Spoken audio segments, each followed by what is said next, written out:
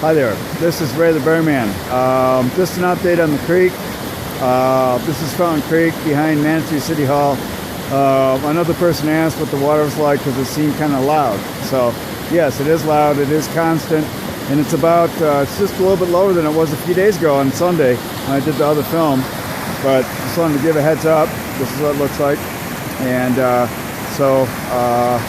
you know, again, we're being careful, but the projects are working, and I want to say thanks to the crew for doing such a good job here in Manitou Springs.